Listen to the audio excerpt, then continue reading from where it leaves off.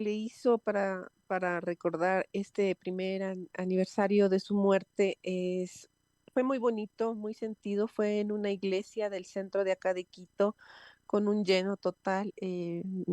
Nos sentimos muy agradecidos con todas las personas que asistieron a acompañarnos, y se vio que todavía Fernando mueve muchísimas personas. El legado que él ha dejado está ahí intacto, y su muerte es solamente el comienzo de lo que nos tocará cambiar en este país, ¿no?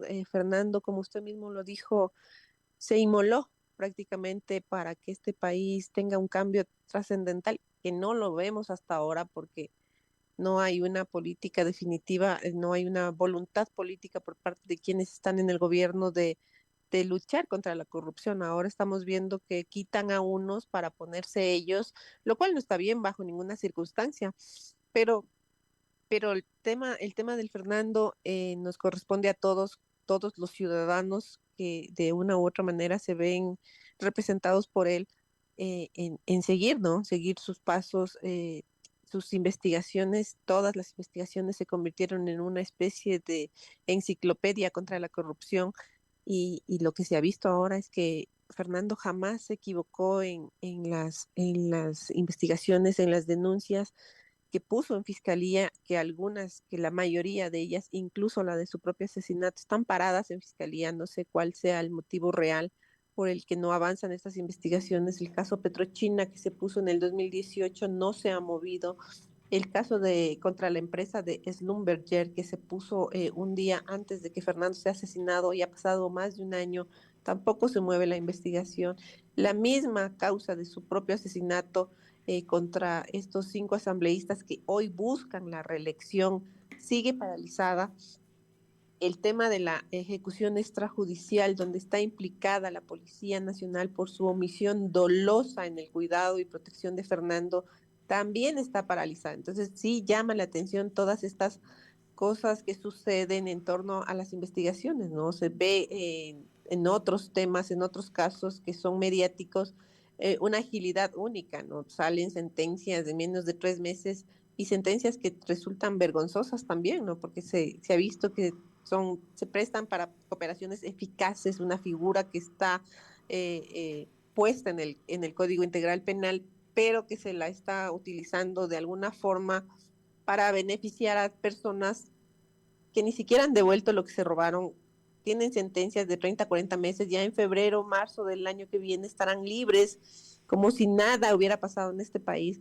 Estas cosas sí llaman bastante la atención, pero lo que nos corresponde a nosotros como ciudadanos, seguir el ejemplo de Fernando. El tema de la justicia hay que revisar algunas cosas. Hay veces en que esta constitución garantista no permite ser más drástico a veces. Todo es a favor del, del reo, todo es a favor en otras palabras, del crimen.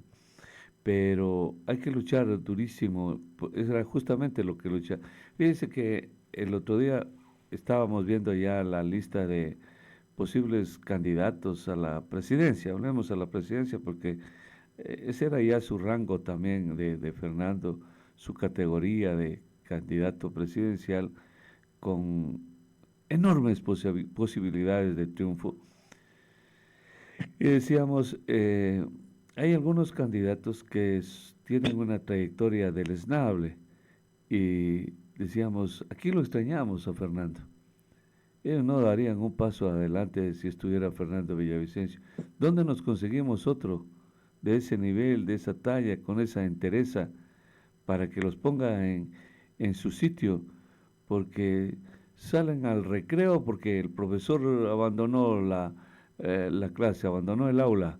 Entonces eso es el ejemplo así gráfico que hacemos nosotros con candidatos que deberían estar en la cárcel en vez de ser candidatos, ¿no? Pero claro, nos hace falta Fernando. Por supuesto que sí. Bueno, ahora tenemos un abanico enorme de candidatos, 17 candidatos, es increíble. A mí me llama la atención que el crimen de mi esposo no haya servido para hacer un mea culpa, al menos en la clase política que no está siendo sospechosa de participar en el complot para asesinarlo, de unirse, ¿no? Estamos viendo cerca de 10 candidatos de izquierda, cuando toda la izquierda debió haberse unido para salir un solo candidato, o los del centro o los de derecha. Nadie quiere ceder un centímetro para sus aspiraciones personales, porque lo que se ha visto en estas supuestas primarias han sido un alquiler de partidos políticos. Impensable que pase eso en estos tiempos modernos. Se ha escuchado además que personajes dueños de partidos cobran a los candidatos por estar en esas posiciones, y estamos en un laberinto todos los ciudadanos, porque estamos en un punto donde hay candidatos que no tienen partidos y partidos que no tienen candidatos, sin embargo siguen existiendo. No sé cómo el CNE no ha hecho una depuración transparente de los partidos. No se puede seguir teniendo partidos de papel, sin estructura, sin militancia, sin educación política en sus diferentes ramas, ¿no? La izquierda, la derecha, el centro. No podemos seguir creyendo que todo esto es normal, y que la muerte de Fernando, que fue un magnicidio en medio de una contienda electoral, no haya servido para que estas elecciones, que también entendería yo van a ser violentas, no haya un poco de conciencia social y haya menos candidatos para que la gente vea en realidad que tiene una opción más allá de las dos que se perfilan en el panorama, ¿no? Claro, y decíamos, todo esto es esta feria de candidatos, debe ser por eso, o sea, esta ausencia de Fernando hace que ellos salgan libremente a ser candidatos, no tienen temor, no tienen respeto por nadie, ¿no? Y por eso es que son audaces, se atreven, pero es porque están libres, es porque están solos, es porque está garantizada su impunidad en la campaña al menos. Nadie los pondrá en su sitio, nadie les dirá lo que son. Y cada vez entonces la gente lo extraña más a Fernando. Yo he visto aquí, he visto gente que invoca a esta figura prominente de la política ecuatoriana, como Fernando. Dicen, nosotros hasta ahora lo defendemos, hasta ahora lo extrañamos, hasta ahora le rendimos homenaje y luchamos y confiábamos en una persona que podía representarnos dignamente. Eso es lo que hoy en día casi es un poco difícil encontrar. Es posible que haya, pero es bien difícil con ese estilo tan particular, ¿no? Por eso nos extraña. A veces pienso esto, no sé si comparte conmigo. El asunto es que me pongo a pensar en la muerte de John F. Kennedy y estos grandes hombres de la humanidad. No ha sido fácil encontrar a sus victimarios, a veces, a veces materiales, tal vez, pero intelectuales muy difíciles, prohombres de la humanidad como, eh, como Abraham Lincoln, por decir otro. O sea, quién hace eso? O sea, ¿y por qué no se descubre? ¿Por qué no se determina? ¿Por qué no tenemos resultados siempre? Y entonces a veces llega un consuelo tonto. Digo, no es que estos grandes hombres de la humanidad parece que es como un sino, ¿no? Que está en sus vidas, ronda esta incertidumbre sempiterna ahí para ellos. Nadie sabe quién, por qué, pero es que es verdad. ¿Cómo puede ser que al cabo de un año, por ejemplo, no tengamos un resultado más próximo respecto a la verdad? Eso sí, llama bastante la atención estos casos de estas personas que son irreemplazables, irrepetibles a veces en muchos de los casos. sí llama bastante la atención. También la impunidad se genera desde el ámbito de la justicia, ¿no? Cuando solo apuntan dardos hacia un solo grupo, dejando de lado el resto de implicados. Eso también hay que exigir la transparencia en las investigaciones, porque la impunidad no se da por la constitución garantista que tenemos, la impunidad se da por la propuesta desde fiscalía y la acogida de los jueces. Ahí empieza la impunidad. La Constitución es muy clara en la ley. Las sanciones que demanda el Código Orgánico Integral Penal están ahí. Le voy a poner un claro ejemplo de mi caso que acabamos de pasar. La sentencia de estos 5 procesados fueron sentenciados 2 a 32 años y 2 a 12 años, las penas máximas además. Entonces, las penas están ahí para ponérselas. Simplemente es la facultad del fiscal que le dice al juez, señor juez, solicito esta pena para este delito determinado en esta sanción. El juez acoge. La impunidad empieza cuando el fiscal se abstiene de poner las penas mayores a los que deberían ser procesados por diferentes delitos. El caso de los 30 meses, a mí me parece, esto me parece generar impunidad.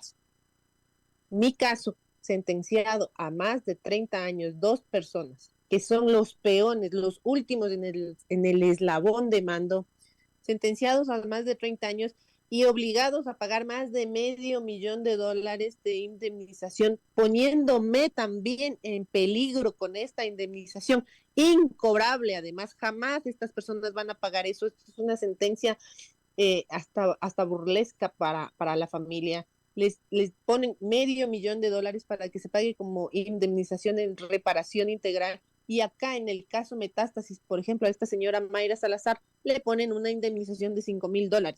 Ahí comienza la impunidad, desde estos 2 ejemplos que yo le estoy dando, más allá de lo que permite o no permite la Constitución, son fiscales y jueces quienes comienzan a hacer el tema de la impunidad. Escuchar eso efectivamente a veces a mí me remueve, me convulsiona, me trastoca toda mi paz espiritual porque uno se puede volver malo, es verdad. ¿Puede recordarnos cuánto fue la indemnización que le tuvieron que pagar al expresidente Correa a ustedes? ¿El monto exacto? $47,000 me tocó pagarle a mí, plata que no teníamos en ese momento, plata que sigo pagando ahora, porque no es que yo tenía $47,000 en la cuenta de mi banco y fui, saqué y le pagué a este señor para que no se lleve las cosas de mi casa, de mis hijos chiquitos, ¿no? Porque teníamos una orden de embargo. Esa es la razón por la que yo me vi obligada a pagarle esta indemnización. Claro, Benito, pues usted tiene que entender a veces algunas cosas. Cuando vino una delegación de la CID al Ecuador, y pasamos bastantes horas con Fernando. Eh, Luego se fueron y dejaron una carta al presidente Moreno, una carta inicial al presidente Moreno. Y Fernando me ganaba a mí en todo, ¿no? Porque lo pusieron ahí como los casos más eh, preocupantes para ellos. Y estaba en orden de preeminencia, estaba Fernando y luego mi caso. Pues estaba viendo yo que en el monto les gano, es en lo único que les he ganado, porque a mí me ordenaba el juez Pícaro de Loja pagarles $54,633. Ahora el hecho es que yo preferí ir a la cárcel de nuevo y de hecho me condenaron 5 años más de prisión en primera y en segunda instancia por no pagarle ese dinero, porque acusaba al fascineroso, el bandido, de que había hecho fraude para no pagarle, que era un hombre rico y que había escondido, o sea, había entregado, había hecho una capitulación matrimonial de $43,000, había cedido mis derechos de $21,500 y que eso era un crimen haber hecho eso antes cuando todo podía hacerlo y no pagarle a este hombre que había delinquido y que había cometido fraude al Estado. Para que vea usted cómo es la vida, cómo es la persecución, cómo es el dolor. Claro, y ustedes lo pagaron efectivamente, yo no. No. No obstante, se llevó $5,000 del banco en un préstamo que hice, se enteró, alguien violó el sigilo bancario y se llevó los $5,000 del banco, efectivamente. Acostumbrados toda la vida a llevar pan sucio a la mesa de sus hijos, se llevó los $5,000, sin ningún reparo, ¿no? Entonces todo este dolor nos unió con Fernando siempre y todo lo que viven las personas de bien como Fernando, que incluso sacrificó su vida. En el caso mío fue lo único que faltó, ¿no? O que falta hasta ahora porque esta gente no tiene reparos, no tiene escrúpulos y, y siempre he admirado esa valentía, ese honor, ese punto honor, ese amor a la patria de Fernando. Y a veces, créame así en el tema de que esperar que la justicia determine para estos hombres de esa grandeza, ya es hasta secundario. Es secundario. Yo creo que está bien para la familia, para los amigos, para la sociedad, porque debe quedar un precedente. Obviamente de eso se trata la, la, la, la, la justicia, ¿no? De eso se trata, de sentar al precedente. Pero sépalo bien usted, Brito, y a toda su familia de Fernando, que yo creo que ese legado que él ha dejado, ese mensaje de lucha, que son, eh, como decía en un título de un libro tan, tan hermoso, tan elocuente de Mandela, mi vida es mi mensaje. Yo creo que eso es a veces para nosotros suficiente, ¿no? Eh, recordar la trayectoria límpida, sacrificada, ya es bastante, ya es bastante. Claro, ustedes tienen que librar una lucha en otro escenario, es decir, no cesa la lucha que deja Fernando.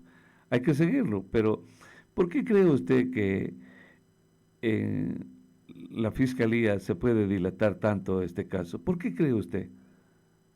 Bueno, el caso del crimen político de Fernando no es un caso fácil. Hay demasiadas aristas de donde se tiene que seguir los hilos conductores hasta llegar a los verdaderos responsables, porque solamente se ha quedado en los últimos eslabones y lo que nosotros queremos es ir hacia quienes dieron la orden, que es en el ámbito político de donde salió la orden de asesinar a Fernando Villavicencio.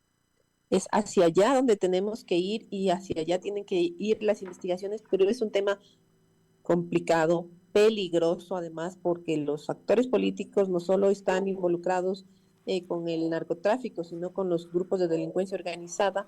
Así que no es nada fácil esta lucha ni esta investigación. Sin embargo, ha pasado que en las investigaciones en torno al asesinato y la vinculación con los procesados hubo negligencias terribles por parte de la fiscal Ana Hidalgo que lleva el caso y que han sido criticadas por mí en varias ocasiones y yo seguiré criticando todas las malas actuaciones que tenga la fiscalía porque tienen que ser transparentes y tienen que ser muy diligentes en el momento de hacer las investigaciones y hacer las diligencias que corresponden y no las que la fiscal cree que deben hacer, sino todas las que la ley les permite y les obliga a hacer. Claro, nos llama la atención ver, o sea, un poco de pereza, de tardanza ahí en la fiscalía, pero como usted dice, debe ser tan enmarañado el caso, ¿no? Con tantos tentáculos, con tantos vínculos, que debe ser un rompecabezas poder armar este crimen y encontrar a los responsables intelectuales, que es a donde se apunta, entiendo. Porque imagínense llamarles intelectuales a quienes cometen un crimen de esta magnitud. Entiendo que por allá se va siempre y bueno, nos alegra el hecho que ustedes no cesen en esa búsqueda de los responsables. Más bien, serían para nosotros los responsables directos.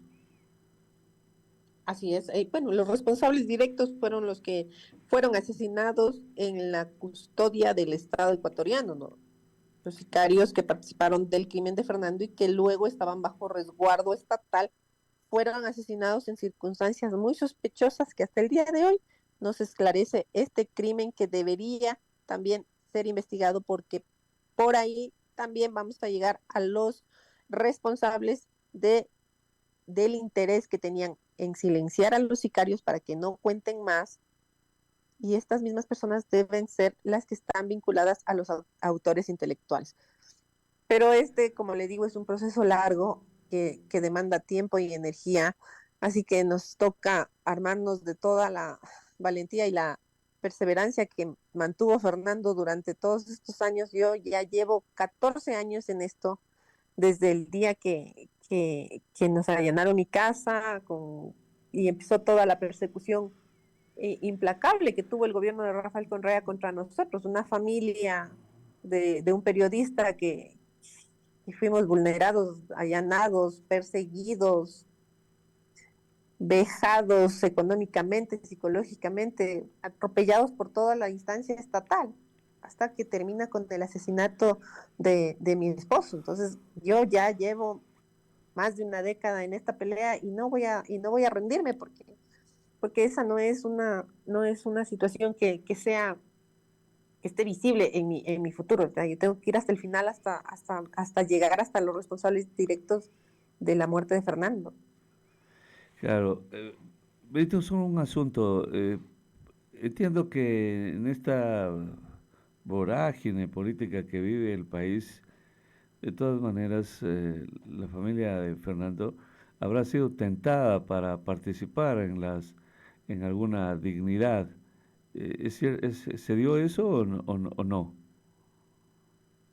Bueno, se anunciará en el debido momento eh, quienes participarían en la contienda electoral, pero todavía no es tiempo de anuncios, así que tenemos que esperar. Alianzas es hasta mañana. Hoy literalmente las alianzas, legalmente, hoy. Y pues de ahí queda un espacio efectivamente para armar, para recomponer candidaturas. Y entiendo que es hasta el 2 de octubre sería, ¿no? Entiendo. O sea, ustedes en ese lapso podría haber alguna decisión de algún miembro de la familia de Fernando que pueda incursionar en la política.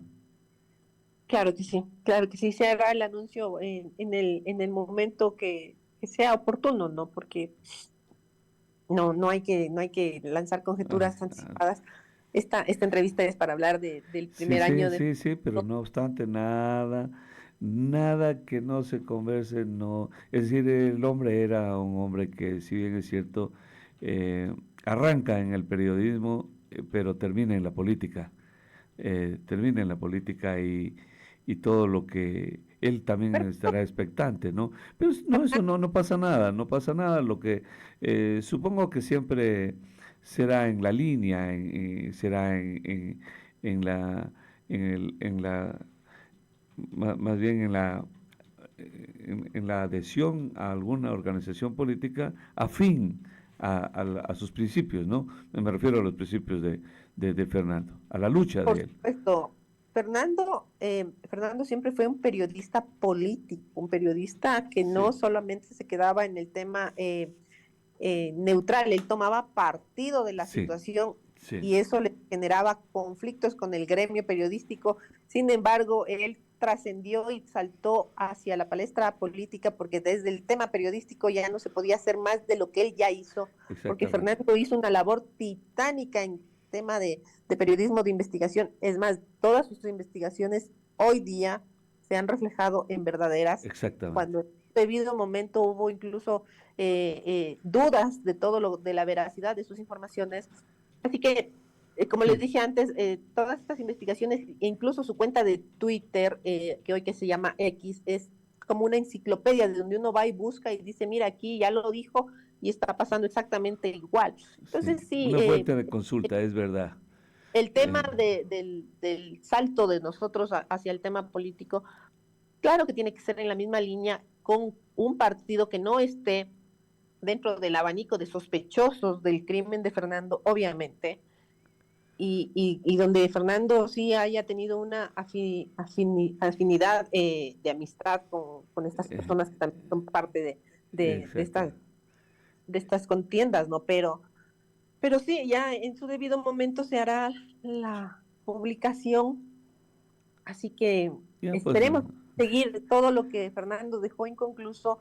Hay que seguir porque además hemos visto este año completito traiciones a Fernando, a su memoria y a su trayectoria por parte de las personas que llegaron gracias a él a estar en un curul y que no hicieron absolutamente nada, no solo en el tema de sus investigaciones, no solo en su crimen, sino tampoco han hecho absolutamente nada del plan de gobierno que los llevó a estar ahí. Hemos visto traición por parte de estas personas que llegaron cogidas de su memoria, porque ya Fernando fue asesinado 2 semanas antes de la primera vuelta electoral, ¿no? sí, pues nosotros, como siempre, estaremos expectantes, nos dejen ascuas. No obstante, no tenemos prisa, pero nos ha reconfortado conversar con una persona tan cercana, tan próxima al querido amigo Fernando Villavicencio. Brito, yo de mi parte, pues muy agradecido, como siempre, le deseo la mejor de las suertes. Si usted también puede llegar a tomar una decisión eh, e involucrarse ya en la política directamente, pues que le vaya extraordinariamente bien, que esté bien. Ojalá un abrazo a todo su entorno familiar y siempre preocupados de lo que ocurra. En consecuencia, le envío un fuerte abrazo, que esté bien, que le vaya bien. Muchas gracias, Freddy. Gracias por el espacio.